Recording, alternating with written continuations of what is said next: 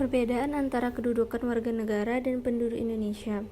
A. Penduduk dan bukan penduduk. Penduduk adalah orang yang bertempat tinggal atau menetap dalam suatu negara, sedang yang bukan penduduk adalah orang yang berada di suatu wilayah suatu negara dan tidak bertujuan tinggal atau menetap di wilayah negara tersebut.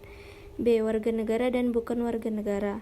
Warga negara ialah orang yang secara hukum merupakan anggota dari suatu negara, sedangkan yang bukan warga negara disebut orang asing atau warga negara asing. Asas-asas kewarganegaraan Indonesia.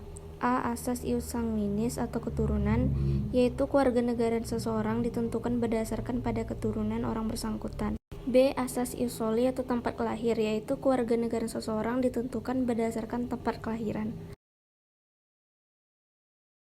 Istilah-istilah lain yang berkaitan dengan kewarganegaraan. Yang pertama, apatride, yaitu adanya seseorang penduduk yang sama sekali tidak mempunyai kewarganegaraan. Yang kedua, bipatride, yaitu ada seseorang penduduk yang mempunyai dua macam kewarganegaraan sekaligus. Yang ketiga, stelsel aktif, yaitu seseorang harus melakukan tindakan hukum tertentu secara aktif untuk menjadi warga negara. Yang keempat, stelsel pasif, yaitu seseorang dengan sendirinya dianggap menjadi warga negara tanpa melakukan suatu tindakan hukum tertentu. Yang kelima, hak opsi, yaitu hak untuk memilih suatu kewarganegaraan. Yang keenam, hak repudiasi, yaitu hak untuk menolak suatu kewarganegaraan. Dan yang terakhir ada naturalisasi, yaitu proses permohonan seseorang untuk menjadi warga negara suatu negara.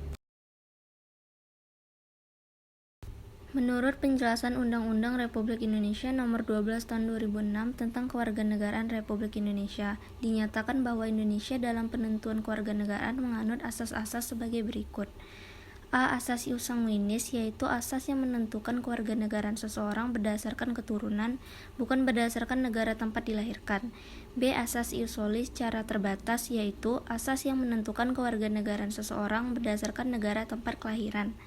C. Asas kewarganegaraan tunggal, yaitu asas yang menentukan suatu kewarganegaraan bagi setiap orang. D. Asas kewarganegaraan ganda terbatas, yaitu asas yang menentukan kewarganegaraan ganda bagi anak-anak sesuai dengan ketentuan yang diatur dalam undang-undang.